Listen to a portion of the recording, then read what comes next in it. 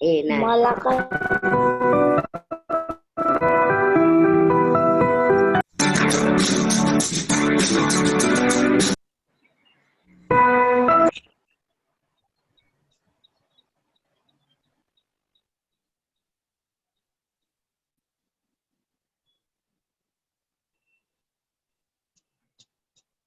Hello, good morning friends. Brihanmumbai महानगरपालिका शिक्षण विभाग, मी गुलाबराव चढामन धनगर, आकुर्ली मनपा मराठी शाळा क्रमांक 1. आजचा विषय आपला सामान्य विज्ञान, इयत्ता 8वी, अणूचे अंतरंग. विद्यार्थी मित्र, आपण पाहिलं जे की अणूचे अंतरंग या पाठामध्ये आपण नेमकं द्रव्य म्हणजे काय, द्रव्य कशापासून बनलेले, द्रव्य हे रेणूंचे बनलेले आहे, रेणू हे अणूंचे बनलेले असतात आणि अणू हा द्रव्यातील सर्वात लहानात लहान असा एक घटक आहे. त्याविषयी आपण बरेच शास्त्रज्ञांनी, आपले थोर शास्त्रज्ञ, भारतीय शास्त्रज्ञ महर्षी कणाद, डॉल्टन, रुदरफोर्ड या शास्त्रज्ञांनी अणुविषयी जी काही माहिती दिलेली, तर ती माहिती आणि त्यामध्येच आपण आज अणूची संरचना म्हणजे काय नेमकं ते पाहणार आहोत.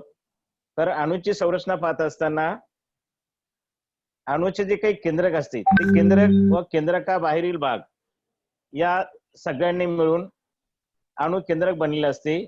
आणि या अणु केंद्रकामध्ये 3 प्रकारचे अवकण असतात. त्यामध्ये हे केंद्रकामध्ये प्रोटॉन, न्यूट्रॉन आणि केंद्रकाबाहेर इलेक्ट्रॉन. तर आपण आता केंद्रकाचा जर अभ्यास केला तर केंद्रके, या केंद्रकामध्ये अणूचे जवळजवळ सर्व वस्तुमान एकवटलेले असते. अणूचे केंद्रक हे धन प्रभारित असून त्या केंद्रकामध्ये प्रोटॉन आणि न्यूट्रॉन हे असे 2 भाग असतात. तर या प्रोटॉन आणि न्यूट्रॉन यांना एकत्रितपणे आपण न्यूक्लियॉन असे म्हणत असतो. तर त्यापैकी आपण आता प्रोटॉन म्हणजे काय, प्रोटॉन हा एक अणुकेंद्रकातील धन प्रभारित असलेला असा एक अवकण असून प्रोटॉनवरील जो काही धनप्रभार आहे तो धनप्रभार 1e एवढा असतो. प्रोटॉन आपण पी अक्षराने की पी या संज्ञेने दर्शवला जात असतो. आणि प्रोटॉनची जी काही संख्या असते त्या प्रोटॉनची संख्या म्हणजे त्या मूलद्रव्याचा अणु अंक असतो. आणि अणु अंक हा झेड या संज्ञेने आपण दर्शवत असतो. बघा, प्रोटॉनला पी, पण त्यामध्ये जो अणु अंक असतो, प्रोटॉनची जी संख्या असते ती संख्या म्हणजेच त्या मूलद्रव्याचा अणु अंक, आणि तो झेड या संज्ञेने दर्शवला जात असतो. बघा, मी प्रत्येकाचं वैशिष्ट्य सांगतो. प्रोटॉन हा धनप्रभारित असतो, तो मूलद्रव्याचा अणु अंक असतो आणि तो झेड या संज्ञेने दर्शवला जातो. पुढचा आपण न्यूट्रॉन म्हणजे काय ते बघूया. न्यूट्रॉन हा विद्युत प्रभार दृष्ट्या उदासीन असलेला अवकण असून तो n या अक्षराने दर्शवला जातो. न्यूट्रॉनची एकूण संख्या ही n या संज्ञेने लिहितात आणि एका न्यूट्रॉनचे वस्तुमान 1u म्हणजेच प्रोटॉनच्या वस्तुमाना इतकी असते. मी नंतर तुम्हाला दोघांतील फरक विचारणार आहे, लक्षात ठेवा. आता आपण प्रोटॉन आणि न्यूट्रॉन याविषयी माहिती पाहिलेली. तर आता केंद्रकाबाहेरील जो भाग असतो तो केंद्रकाबाहेरील भाग म्हणजे केंद्रकाच्या बाहेर परिभ्रमण करणारे जे काही इलेक्ट्रॉन असतात, तर त्या इलेक्ट्रॉनच्या दरम्यान आपल्याला माहिती की इलेक्ट्रॉनच्या दरम्यान एक पोकळी असते. आणि हा इलेक्ट्रॉन केंद्रकाबाहेर, ज्याप्रमाणे आपली सूर्यमाला असते त्या सूर्यमालेमध्ये जसे ग्रह असतात ते ग्रह सूर्यमालेभोवती फिरत असतात, त्याप्रमाणे केंद्रकाभोवती हे इलेक्ट्रॉन फिरत असतात. तर आता इलेक्ट्रॉनची जी माहिती, त्या इलेक्ट्रॉन हा ऋण प्रभारित असलेला अवकण असून तो ई अक्षराने दर्शवला जातो. आणि या इलेक्ट्रॉनचा एकक ऋण प्रभार -1e या संज्ञेने दर्शवला जात असतो. आणि इलेक्ट्रॉनचे वस्तुमान साधारण हायड्रोजनच्या अणुवस्तुमानापेक्षा 1800 पटीने कमी असते. त्यामुळे आपण त्याला न गणण्यासारखे म्हणजे नगण्य असे मानत असतो. अणूच्या केंद्रकाबाहेरील भागामध्ये इलेक्ट्रॉन हे केंद्रकाभोवती वेगवेगळ्या कक्षांमध्ये परिभ्रमण करताना आपल्याला दिसून येतात. या भ्रमण कक्षेचे स्वरूप जे असते ते त्रिमित असल्यामुळे त्यांना आपण कक्षेऐवजी कवच किंवा शेल हे शब्द वापरत असतो. आणि इलेक्ट्रॉनची जी ऊर्जा असते ती ऊर्जा ज्या कवचामध्ये आहे त्या कवचावर त्याची ऊर्जा ही अवलंबून असते. अणु केंद्रकातील इलेक्ट्रॉनची संख्या केंद्रकामधील प्रोटॉनच्या संख्ये इतकीच असते, म्हणजे झेड एवढीच असते. त्यामुळे विद्युत प्रभाराचे संतुलन होत असते आणि संतुलन होऊन अणु हा विद्युतदृष्ट्या उदासीन आपल्याला दिसून येत असतो. तर या प्रभाराचे वस्तुमान जसे उदासीन असते तर त्याप्रमाणे आता आपण प्रोटॉन, न्यूट्रॉन आणि इलेक्ट्रॉन याविषयी जी माहिती पाहिलेली. तर यामध्ये आपल्याला अणुकेंद्रकात आता आपण पाहिले की अणुकेंद्रकामध्ये कोणकोणत्या प्रकारचे अवकण असतात. केंद्रकामध्ये प्रोटॉन आणि न्यूट्रॉन हे 2 प्रकारचे अवकण असतात. आणि त्यापैकी प्रभारयुक्त कोणता असतो तर प्रोटॉन हा प्रभारयुक्त असतो. आणि केंद्रकात असलेले हे अवकण त्याचप्रमाणे केंद्रकाबाहेर कोणता असतो तर केंद्रकाबाहेर हा इलेक्ट्रॉन आणि हा ऋण प्रभारित असलेला अवकण असतो. तर आता आपण अणुवस्तुमानांक म्हणजे काय ते पाहूया. अणुवस्तुमानांक म्हणजे अणुमधील प्रोटॉन व न्यूट्रॉन यांच्या एकूण संख्येला त्या मूलद्रव्याचा अणुवस्तुमानांक असे म्हणतात व तो कॅपिटल ए या संज्ञेने दर्शवला जात असतो. तर आता आपण अणुसंज्ञा, अणुअंक व अणुवस्तुमानांक हे चिन्हांकित स्वरूपात कशा प्रकारे दर्शवलात ते बघूया आपण. तर ए झेड संज्ञा या स्वरूपामध्ये ते आपल्याला दर्शवता येते. आता साधारण आपण एक उदाहरण बघितलं, कार्बनचं जर उदाहरण बघितलं तर कार्बनचा अणुवस्तुमानांक 12 आहे आणि त्याचा अणुक्रमांक 6 आहे, म्हणून त्याला आपण 12C6 या स्वरूपामध्ये दर्शवत असतो. दुसरं एखादं उदाहरण बघू आपण. मॅग्नेशियमचं जर उदाहरण बघितलं आपण तर मॅग्नेशियमचा अणुक्रमांक आहे 12, त्याचा अणुवस्तुमानांक आहे 24. तर त्यावरून आपण मॅग्नेशियमचं कसं दर्शवणार या प्रकारे एजेड संज्ञेच्या स्वरूपामध्ये 24 मॅग्नेशियम 12 या स्वरूपामध्ये आपल्याला दर्शवता येईल. तर अशा प्रकारे आपण अणुवस्तुमानांक म्हणजे काय ते पाहिलेले. तर आता बोरच्या अणुप्रारूपानुसार इलेक्ट्रॉनचे जे स्वरूपाने ते इलेक्ट्रॉनच्या स्वरूपाने आपण पाहणार आहोत. तर इलेक्ट्रॉन ज्या स्थायी कवचामध्ये परिभ्रमण करत असतात तर त्यांना विशिष्ट प्रकारची अशी ऊर्जा असते आणि त्या कवचांना आपण क्रमांक दिलेले आहेत. अणु केंद्रकापासून पहिले जे कवच आहे तर त्या कवचाला 1 नंबर दिलेला आहे, दुसरे कवच आहे त्याला 2 नंबर, तिसरे असेल तर त्याला 3 नंबर आणि चौथे असेल तर 4 नंबर. आणि त्या क्रमानुसार त्या कक्षांना किंवा त्या कवचांना पहिली जे कवच आहे त्याला के, बघा चार्ट मध्ये दिसतंय तुम्हाला, पहिले जे कवच आहे त्याला के नाव दिलेलं आहे, दुसरे कवच आहे त्याला एल नाव दिलेलं आहे, तिसरे त्याला एम नाव दिलेलं आहे आणि चौथे त्याला एन. आणि ह्या कवचांमध्ये या इलेक्ट्रॉनची जी जास्तीत जास्त दारकता आहे तर ती आपण 2n² 2n चा वर्ग या सूत्राच्या साहाय्याने आपण काढू शकतो. आता 2n वर्ग म्हणजे पहिल्या कक्षेचा जर आपण विचार केला के कक्षेचा तर 2n², n च्या जागी फक्त आपण 1 लिहायचा आणि एकाचा वर्ग 1 म्हणून 2 गुणिले 1. तर इलेक्ट्रॉनची संख्या पहिल्या कक्षेमध्ये जास्तीत जास्त किती असू शकेल 2 असते.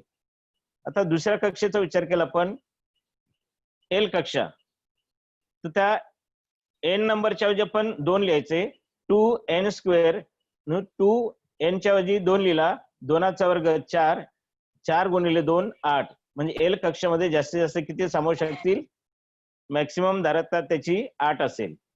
तिसरी जी कक्षा आहे एम कक्षा, 2n², n च्या जागी 3 लिहिला, 3चा वर्ग 9, 9 दुने 18. म्हणजे तिसऱ्या या एम कक्षेमध्ये जास्तीत जास्त 18 इलेक्ट्रॉन सामावू शकतात. आणि चौथी कक्षा आहे एन, या चौथ्या कक्षेमध्ये 2n², 4चा वर्ग 16 आणि 16 दुनी 32. म्हणजे अशा प्रकारे या चौथी जी कक्षा आहे त्या चौथ्या कक्षेमध्ये जास्तीत जास्त 32 इलेक्ट्रॉन सामावू शकतात. तर अशा प्रकारे एखाद्या मूलद्रव्याच्या अणूमधील इलेक्ट्रॉनची कवचनिहाय जी आपण मांडणी केली असते, तर ती मांडणी म्हणजे त्या मूलद्रव्याचे इलेक्ट्रॉन स्वरूपण आणि ते इलेक्ट्रॉन जास्तीत जास्त किती असू शकतात हे आपण त्यांची कवच धारकता जी असते त्या धारकतेमध्ये पाहिलेले. तर आता आपण पुढचा जो भाग आहे तो मूलद्रव्याचे इलेक्ट्रॉन स्वरूपण कशा प्रकारे असते ते पाहूया. तर या मूलद्रव्याचे इलेक्ट्रॉन स्वरूपण पाहत असताना आपल्याला त्या तक्त्यामध्ये मूलद्रव्यांची नावं दिलेली आहेत. Hydrogen, helium, lithium, carbon, nitrogen, fluorine, neon, sodium, chlorine, argon आणि ब्रोमीन. आणि पुढचा जो कॉलम आहे त्यामध्ये आपल्याला त्या मूलद्रव्यांची संज्ञा दिलेली. आता या मूलद्रव्यांची संज्ञा कशी करतात तुम्हाला थोडक्यात सांगतो. एखाद्या मूलद्रव्याचं आद्याक्षर रूपी संक्षिप्त रूप, तर त्या संक्षिप्त रूपाला त्या मूलद्रव्याची संज्ञा असे म्हणतात. तर आता हायड्रोजन, या हायड्रोजनचं आद्याक्षर काय आहे? H, त्यावरून त्याची संज्ञा He. आता माझं नाव गुलाबराव म्हणून माझं सुरुवातीचं अक्षर काय येणार? G.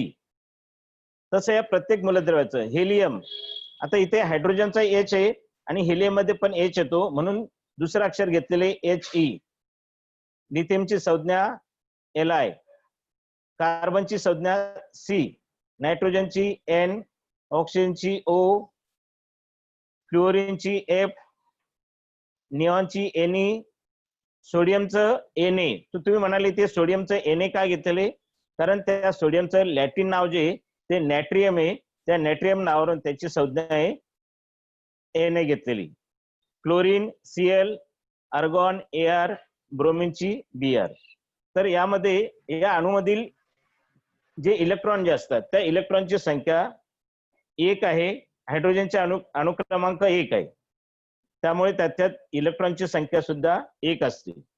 आता या कवचांमध्ये कवचनिहाय इलेक्ट्रॉनचे वितरण, पहिली K कक्षा, दुसरी L कक्षा, तिसरी M आणि चौथी N या कक्षांमध्ये जास्तीत जास्त किती इलेक्ट्रॉन मावतात हे आपण आताच पाहिलेले. तर आता हायड्रोजन हा जास्त पहिल्याच कक्षेत असणार म्हणून त्याच्या इलेक्ट्रॉन स्वरूपांमध्ये पुढचा जो कॉलम आहे त्या कॉलम मध्ये आपण फक्त 1 इलेक्ट्रॉन लिहिणार. हेलियमचा अनुक्रमांक 2 आहे, तो पहिल्या जी कक्षा आहे K कक्षा, तर त्या कक्षेमध्येच तो सामावू शकतो म्हणून इलेक्ट्रॉन स्वरूप वितरणामध्ये आपण 2 लिहिणार.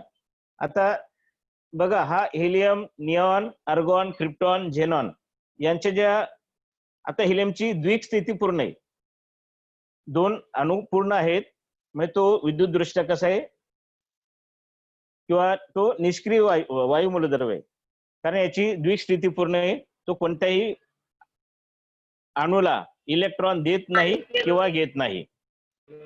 पुढचा आहे लिथियम. लिथियमचा अणु क्रमांक आहे 3 म्हणून पहिल्या कक्षेत 2 आणि दुसऱ्या कक्षेत 1, यावरून त्याचे इलेक्ट्रॉन स्वरूपण 2 आणि 1.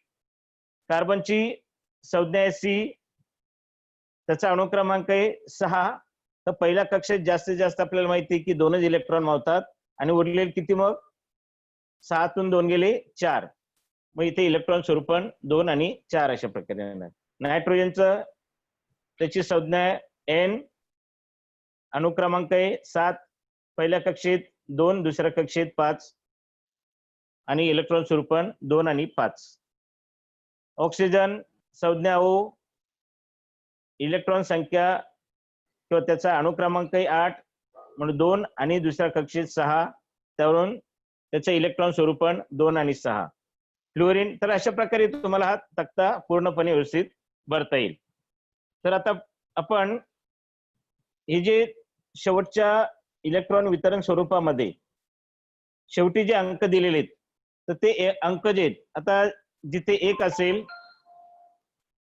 किंवा 7 असतील तर ते 1 असेल तर तो काय करतो, दुसऱ्याला देण्याची त्याची प्रवृत्ती असते किंवा त्याची क्षमता असते. दुसऱ्याकडून 7 घेण्यापेक्षा तो काय करतो, 1 इलेक्ट्रॉन देणे पत्करत असतो. आणि ब्रोमीन मध्ये बघा, ब्रोमीन मध्ये तसेच सोडियम मध्ये बघा एक इलेक्ट्रॉन, सोडियम मध्ये एक इलेक्ट्रॉन आहे, तो काय करतो, त्याची एक इलेक्ट्रॉन देण्याची क्षमता आहे. आणि क्लोरीन मध्ये काय, शेवटच्या कक्षेमध्ये बाह्यतम कक्षेमध्ये 7 इलेक्ट्रॉन आहे, मग तो दुसऱ्या 7 इलेक्ट्रॉन देण्यापेक्षा काय करतो, दुसऱ्याकडून 1 इलेक्ट्रॉन घेणे पत्करत असतो. म्हणजेच या ठिकाणी आपल्याला या मूलद्रव्याची संयुजा म्हणजे ते काय पाहायचं आपल्याला, तर मूलद्रव्याच्या संयुजामध्ये मूलद्रव्याचे किंवा संयुगाची द्विक किंवा अष्टक स्थिती पूर्ण करण्यासाठी दिल्या किंवा घेतल्या जाणाऱ्या इलेक्ट्रॉनची जी संख्या असते, त्या इलेक्ट्रॉनच्या संख्येला त्या मूलद्रव्याची संयुजा असे म्हणत असतात. मूलद्रव्यांची संयुजा ही त्याच्या बाह्यतम कक्षेतील जे इलेक्ट्रॉन असतात त्या इलेक्ट्रॉनच्या संख्येवर अवलंबून असते. आणि त्या जो बाह्यतम कवच असेल त्या बाह्यतम कवचालाच संयुजा कवच असे देखील म्हणत असतात. आणि त्या इलेक्ट्रॉनना संयुजा इलेक्ट्रॉन असे म्हणतात. इथे आपल्याला हायड्रोजन, हेलियम, निऑन, सोडियम यांची उदाहरणे दिलेली आहेत. तर हायड्रोजनच्या बाह्यतम कक्षेत बघा तुम्हाला दिसतंय एकच इलेक्ट्रॉन आहे, हेलियमचे द्विक पूर्ण आहे, कार्बनच्या बाह्यतम कक्षेत 4 इलेक्ट्रॉन आहे, आणि सोडियमचं उदाहरण जर बघितलं आपण तर सोडियमच्या बाह्यतम कक्षेत 1 इलेक्ट्रॉन आहे. तर तो 7 इलेक्ट्रॉन घेण्यापेक्षा काय करतो, 1 इलेक्ट्रॉन देणे पत्करत असतो, म्हणून त्याची संयुजा 1 आहे. कार्बनची 4 येणार, हायड्रोजनची 1 संयुजा येणार, आणि हेलियमचं द्विक पूर्ण आहे त्यामुळे त्याची संयुजा 0 येणार. तर अशा प्रकारे विद्यार्थी मित्र, संयुजा म्हणजे काय, तर अष्टक किंवा द्विक स्थिती पूर्ण करण्यासाठी मूलद्रव्याला जेवढे इलेक्ट्रॉन द्यावे लागतात किंवा घ्यावे लागतात त्या संख्येला त्या मूलद्रव्याची संयुजा असे म्हणतात. तर ही मूलद्रव्याची संयुजा आणि त्यांच्यातील जो काही रासायनिक बंध आहे, तर इथे एक 2 उदाहरण जर आपण पाहिलेत, हेलियम आणि निऑन. तर या हेलियम आणि निऑन यामध्ये यांची, हेलियम मध्ये त्यांचे पहिल्या कक्षेमध्ये 2 इलेक्ट्रॉन आहेत, म्हणून त्याचे के जे कवच आहे ते कवच त्यामध्ये 2 इलेक्ट्रॉन असल्यामुळे त्याचे द्विक पूर्ण झालेले आहे. तसेच निऑनच्या बाबतीत सुद्धा त्याच्या के कक्षेमध्ये 2 इलेक्ट्रॉन आणि एल कक्षेमध्ये 8 इलेक्ट्रॉन, म्हणजे त्याच्या बाह्यतम कक्षेत 8 इलेक्ट्रॉन आहे, म्हणून त्याची अष्टक स्थिती पूर्ण झालेली. एल या कवचाची इलेक्ट्रॉन धारकता 8 असल्यामुळे त्या निऑनचे इलेक्ट्रॉन अष्टक पूर्ण होऊन, म्हणून अशा प्रकारे हेलियम आणि निऑन हे जे वायू मूलद्रव्य आहेत ते वायू मूलद्रव्य कसे आहेत, निष्क्रिय वायू मूलद्रव्य आहेत, म्हणजे ते कोणत्याही रासायनिक अभिक्रियेत भाग घेत नाहीत, कारण त्यांना कोणत्याही मूलद्रव्याशी संयोग करण्याची किंवा रासायनिक बंध करण्याची त्यांची प्रवृत्ती नसते. ते कोणाला इलेक्ट्रॉन देतही नाही किंवा घेतही नाही. म्हणजे निऑनचं आपण पाहिलं की त्याच्या कक्षामध्ये जास्तीत जास्त 18 इलेक्ट्रॉन असतात. 2n² नुसार त्याचं तो तिसऱ्या कक्षेमध्ये येतो. तिसऱ्या कक्षेमध्ये 3चा वर्ग 9, 9 दुने 18, म्हणजे इलेक्ट्रॉन स्वरूपाने आपल्याला 2, 8, 8 म्हणजे त्याची के कक्षा, एल कक्षा आणि एम कक्षा हे तिन्ही कवच, या तिन्ही कवचांमध्ये ते पूर्ण झाले असते. आणि त्याच्या बाह्यतम कक्षेमध्ये हा जो निष्क्रिय वायू मूलद्रव्य आर्गॉन याची बाह्यतम कक्षा, त्यामध्ये संयुजा ही 0 येताना दिसते आपल्याला. तर आता हे सर्व निष्क्रिय वायू मूलद्रव्य सोडून या व्यतिरिक्त इतर मूलद्रव्यांच्या अणूमध्ये संयोग पावण्याची वृत्ती असते. ती जी प्रवृत्ती असते त्या प्रवृत्तीमध्ये आपण एखादं उदाहरण बघितलं, हायड्रोजन HCl, हायड्रोजन क्लोराईड, तर यामध्ये हायड्रोजनची संयुजा 1 आहे, कारण त्याच्या बाह्यतम कक्षेत एकच इलेक्ट्रॉन असतो. आणि क्लोरीनची संयुजा सांगतो मी, संयुजा 7 आहे, म्हणून तो काय करतो, या हायड्रोजन कडून 1 इलेक्ट्रॉन घेतो, तो हायड्रोजन हा धन प्रभारित होतो आणि क्लोरीन हा ऋण प्रभारित होतो. त्यांच्यावर धन आयन आणि ऋण आयन तयार होतात आणि त्या आयनांमुळे त्यांच्यापासून एक प्रकारचे रासायनिक बंध निर्माण होत असतात, त्याला आपण आयनिक बंध असे देखील म्हणत असतो. आणि त्यापासून हायड्रोजन क्लोराईड हे संयुग तयार होत असते. सोडियमचं आपल्याला इलेक्ट्रॉन स्वरूप पण माहिती, 2, 8, 1, आणि हायड्रोजनच्या कवचामध्ये 1 इलेक्ट्रॉन. अशाच प्रकारे या कवचामध्ये इलेक्ट्रॉनचे देवघेव होऊन त्यापासून त्या प्रकारचे संयुग तयार होत असते.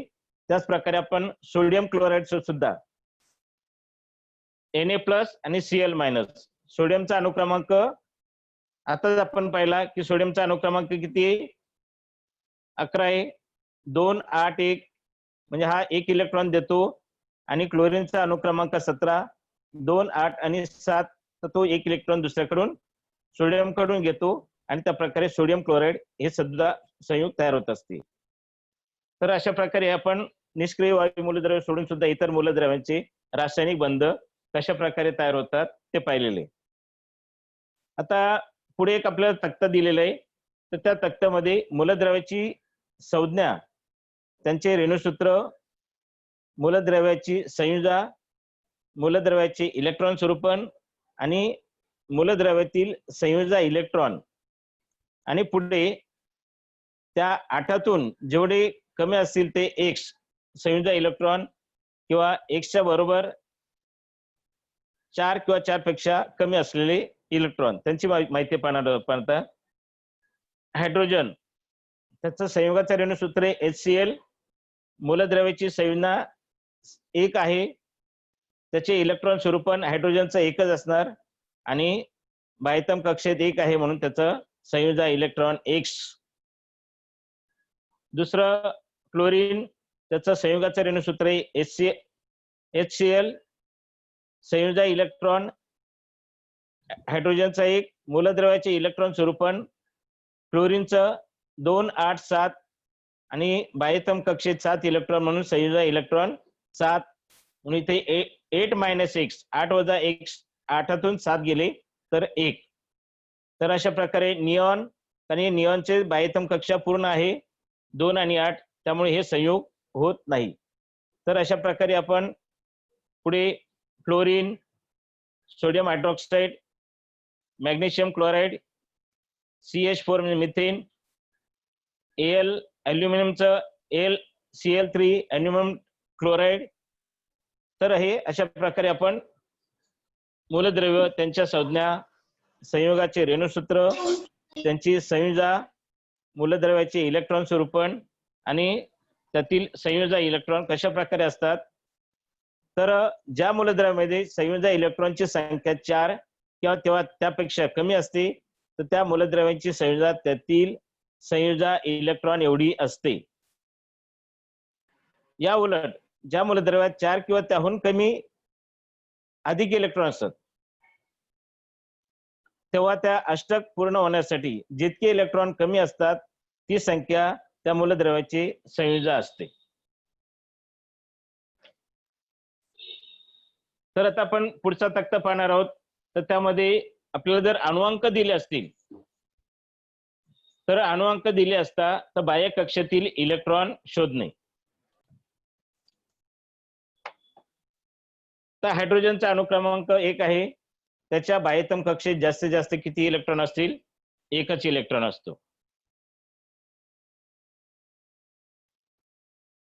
दुसरा कार्बन, कार्बनचा अणुक्रमांक आहे 6. पुढचा तक्ता पाहतोय आपण. तर पुढच्या तक्त्यामध्ये कार्बनचा अणुक्रमांक आहे 6.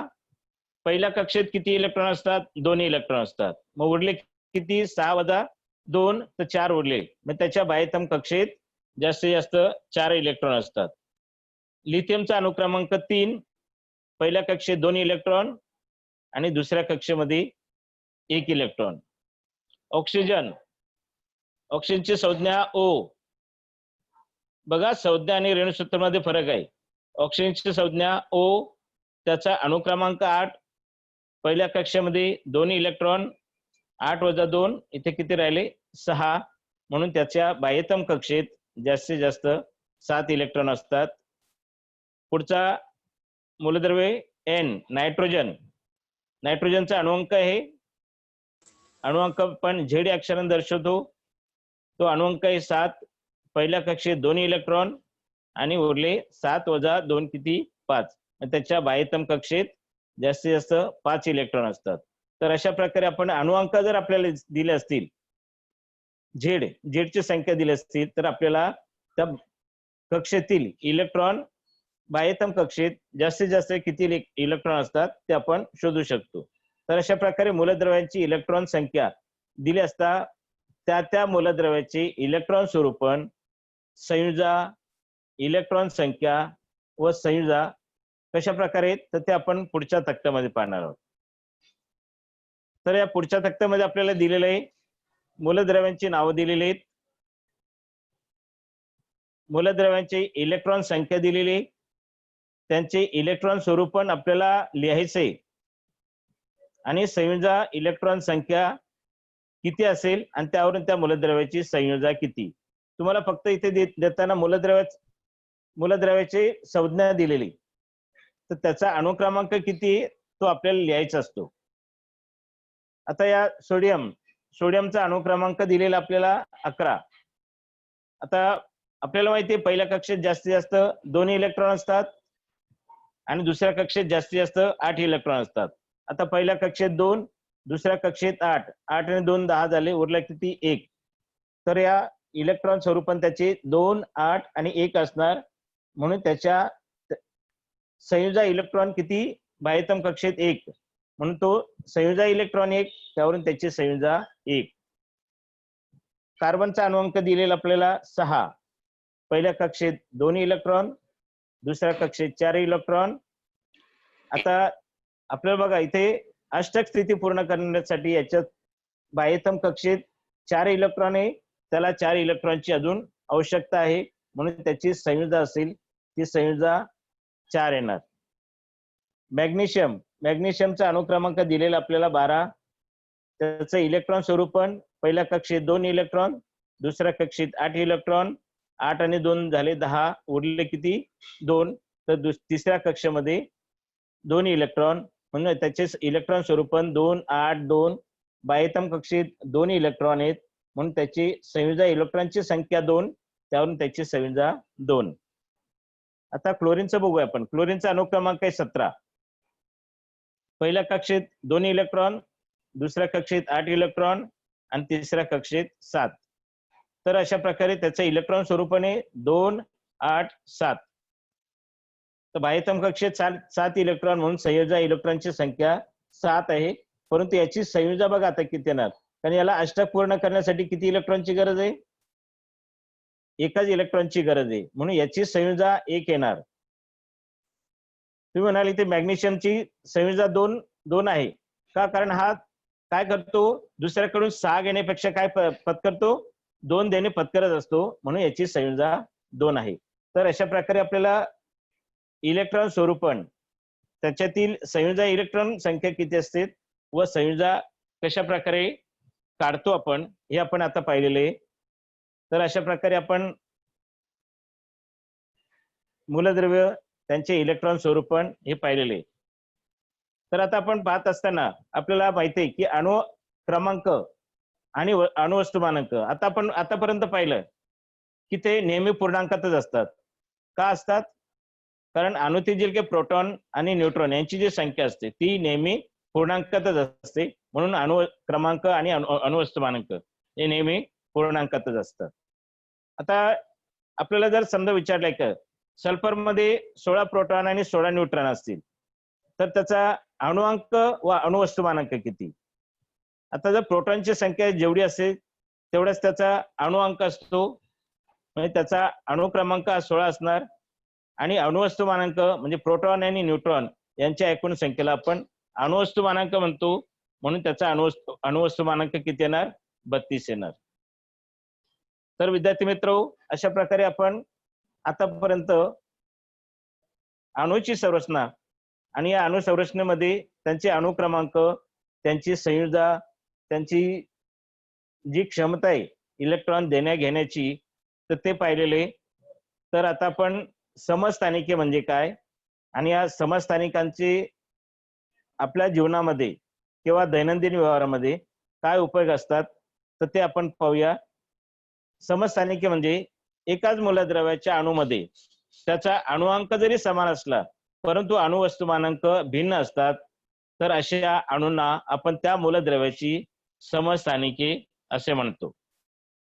आता उदाहरण ते कार्बन, या कार्बनची समस्थानिके C12, C13 आणि C14 अशा या 3 स्वरूपामध्ये आपल्याला दिसून येत असतात.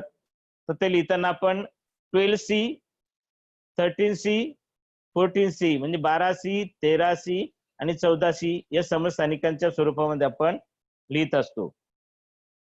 आता यांची समस्थानिके, त्यांचे अणुवस्तुमानांक, त्यातील प्रोटॉनची संख्या आणि न्यूट्रॉनची संख्या.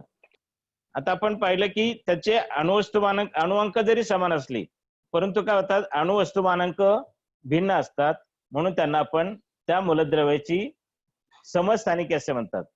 आता इथे कार्बनचं जे फक्त उदाहरण घेतलं आपण, कार्बनचा अणुक्रमांक 6 म्हणजे यामध्ये प्रोटॉनची संख्या 6, न्यूट्रॉनची संख्या सुद्धा 6, त्यावरून त्याचा अणुवस्तुमानांक इथे 12 येतो. दुसऱ्या समस्थानिकामध्ये कार्बनची संज्ञा 6 परंतु इथे न्यूट्रॉनची संख्या 7 आहे, म्हणून त्याचा अणुवस्तुमानांक किती येणार, 6 आणि 7 13. म्हणून हे जे समस्थानिक आहे तर ते 13C, 13C या स्वरूपात आपण लिहित असतो. आणि पुढचं समस्थानिक आहे, याच्यामध्ये जरी प्रोटॉनची संख्या 6 आहे तरी त्यात न्यूट्रॉनची संख्या 8 आहे आणि 6 आणि 8 14 म्हणून आपण 14C, 14C या स्वरूपामध्ये हे समस्थानिक लिहित असतो. त्याचप्रमाणे हायड्रोजनचे सुद्धा 3 समस्थानिक आहेत. हायड्रोजनचा अणुक्रमांक आपल्याला माहिती आहे एकच आहे, म्हणून त्याचं एक पहिलं जे समस्थानिक आहे तर त्याला आपण हायड्रोजन असे म्हणत असतो. दुसरं जे समस्थानिक आहे त्या दुसऱ्या समस्थानिकाला त्याच्यामध्ये एक न्यूट्रॉनची संख्या अजून वाढलेली, त्याचा अणुअंक म्हणजे प्रोटॉनची संख्या आहे Z 1 आहे, परंतु न्यूट्रॉनची संख्या त्यामध्ये पुन्हा 1, म्हणून 1 अधिक 1 2, म्हणून त्याला आपण हायड्रोजनच्या दुसरे जे समस्थानिक आहे त्याला ड्यूटेरियम असे म्हणतात.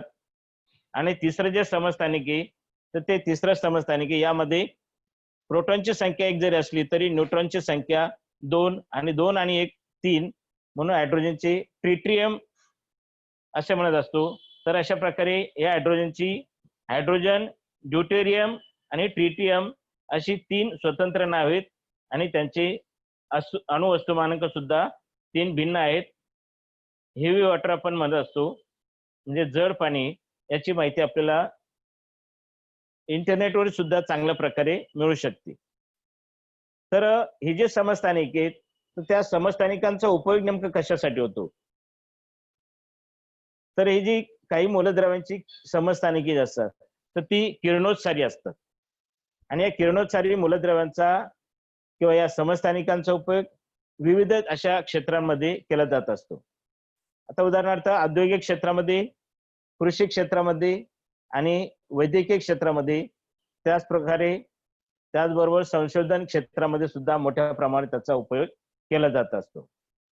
आता एक उदाहरण बघूया आपण त्याची.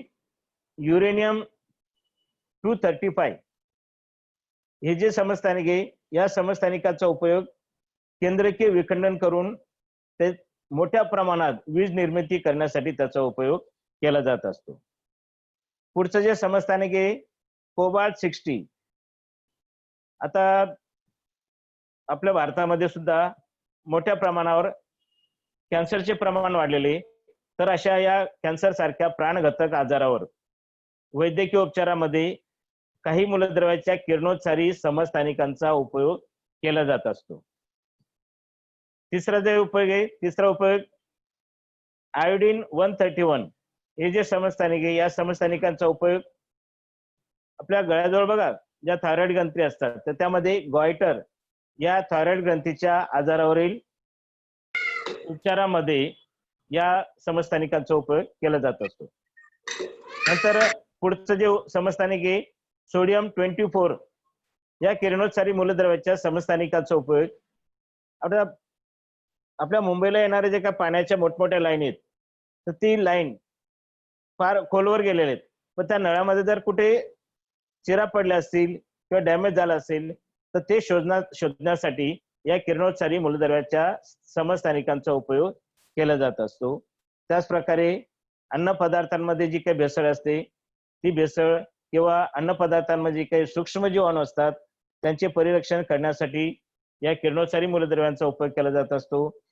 त्याचबरोबर C14 या किरणोत्सारी समस्थानिकांचा उपयोग जीवाश्म जे असतात, जीवाश्म म्हणजे फार जीवांचे जे अश्म असतात फार पूर्वी प्राचीन काळी जमिनीखाली जे गाडलेले आहेत, तर ते त्यांचं किती वर्षापूर्वीचे आहेत ते वय शोधण्यासाठी या C14 या किरणोत्सारी समस्थानिकांचा उपयोग केला जात असतो.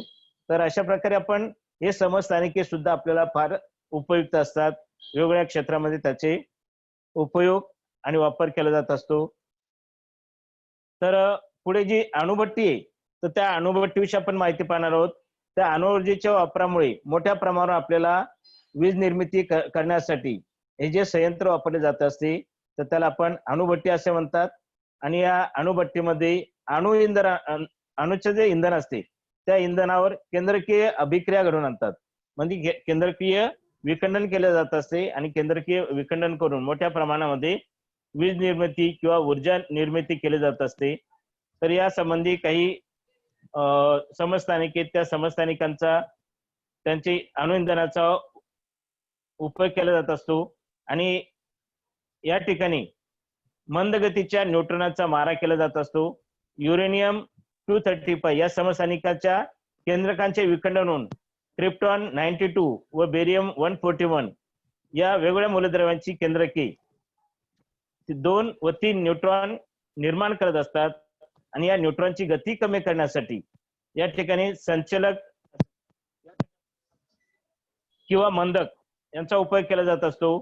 त्याचा जर वापर केला नाही तर ती शृंखला अभिक्रिया जी असते तर ती मोठ्या प्रमाणावर केंद्रकीय ऊर्जा मुक्त करत असते आणि संभाव्य अशा विस्फोट निर्माण होण्याची शक्यता असते. आणि तो विस्फोट टाळण्यासाठी अशा प्रकारे त्यावर नियंत्रण करण्यासाठी एक नियंत्रक वापरला जात असतो. आणि संचलक किंवा मंदक न्यूट्रॉनचा वेग कमी करण्यासाठी वापरला जात असतो. आणि नियंत्रक जे असते ते नियंत्रक बोरॉन, कॅडमियम, बेरिलियम यांच्या ज्या कांड्या असतात त्या कांड्या नियंत्रक म्हणून त्या ठिकाणी वापरले जात असतात. तर अशा प्रकारे या विखंडन प्रक्रियेत मोठ्या प्रमाणावर जी उष्णता निर्माण होते तर त्या त्यापासून जे पाणी तयार होते त्याला कुलंट, शीतक म्हणून त्याचा वापर केला जात असतो किंवा ते बाजूला काढले जात असते. आणि उष्णतेने पाण्याची वाफ होऊन वाफेच्या साहाय्याने टर्बाईन चालवले जात असतात व त्या अशा प्रकारे ती वीज निर्मिती होते.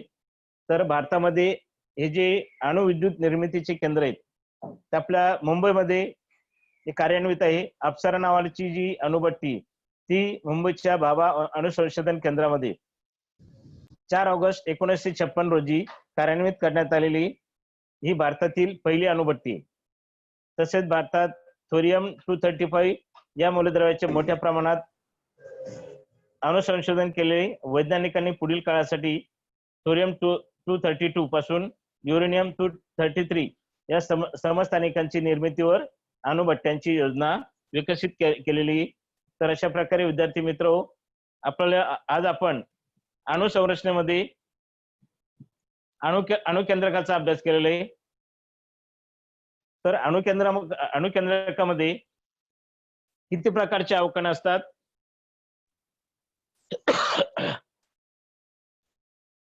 अणुकेंद्रकामध्ये प्रोटॉन आणि न्यूट्रॉन हे 2 प्रकारचे अवकण असतात. आणि अणुमध्ये जर विचारलं तर अणुमध्ये प्रोटॉन, न्यूट्रॉन आणि इलेक्ट्रॉन हे अवकण असतात. प्रोटॉन आणि न्यूट्रॉन या दोघांना मिळून आपण काय म्हणत असतो? न्यूक्लियन असे म्हणतात. प्रोटॉनवर कोणत्या प्रकारचा प्रभार असतो सांगेल कोणी? प्रोटॉनवर कोणत्या प्रकारचा प्रभार असतो?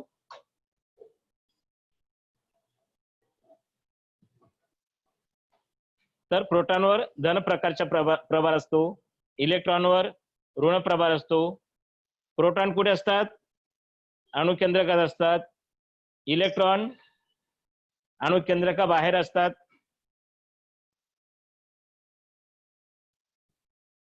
इलेक्ट्रॉनचे स्वरूपण आपण चिन्हांकित स्वरूपामध्ये अणुअंक AZ संज्ञेच्या साहाय्याने आपण दर्शवत असतो. इलेक्ट्रॉन स्वरूपण पहिल्या कक्षेत 2 इलेक्ट्रॉन, दुसऱ्या कक्षेत 8 आणि कोणतेही बाह्यतम कक्षा असते त्या बाह्यतम कक्षेत सुद्धा जास्तीत जास्त 8 इलेक्ट्रॉन असतात. संयुजा म्हणजे काय ते सांगितलं आपण. कोणाला सांगता येईल संयुजा म्हणजे काय? कोण सांगेल बरं? सांगता येईल कोणाला? ठीक आहे. संयुजामध्ये मूलद्रव्याची अष्टक किंवा द्विक स्थिती पूर्ण करण्यासाठी दिल्या किंवा घेतल्या जाणाऱ्या इलेक्ट्रॉनच्या संख्येला आपण संयुजा असे म्हणत असतो. आणि समस्थानिक म्हणजे काय? आताच आपण पाहिलं समस्थानिक म्हणजे कोणी सांगेल? एकाच मूलद्रव्याच्या अणूमध्ये अणुअंक जरी समान असते परंतु अणुवस्तुमानांक भिन्न असतात. अशा अणूंना आपण त्या मूलद्रव्याची समस्थानिके असे म्हणत असतो. आणि आपण समस्थानिकांचे उपयोग पाहिलेले आहेत. तर समस्थानिकांचे उपयोग कोणकोणत्या क्षेत्रामध्ये केले जातात असा आपल्याला प्रश्न विचारला जातो. समस्थानिकांचा उपयोग आपल्याला औद्योगिक क्षेत्र, कृषी क्षेत्र, वैद्यकशास्त्र आणि संशोधन अशा शास्त्रांमध्ये उपयोग केला जात असतो. आणि त्यांचे उपयोग विचारले तर आपल्याला सांगता आले पाहिजे. विद्यार्थी मित्रो, सगळ्यांनी व्यवस्थित अभ्यास करा. हा जो अभ्यासक्रम आहे तुम्हाला 9वी 10वीला अत्यंत उपयुक्त आहे. त्यामध्ये तुम्हाला प्रत्येक मूलद्रव्याची संज्ञा, त्याचा अणु क्रमांक हा लक्षातच ठेवावा लागेल. ते जर लक्षात असेल तर तुम्ही इलेक्ट्रॉन स्वरूपण, त्याच्या संयुजा आणि तो कोणत्या मूलद्रव्याशी संयोग पावतो किंवा त्याच्यात आयन निर्मिती कशा प्रकारे होते ते आपण पाहू शकतो. तर अशा प्रकारे आपलं हे प्रकरण इथे संपलेलं आहे. काही शंका असतील तर विचारा.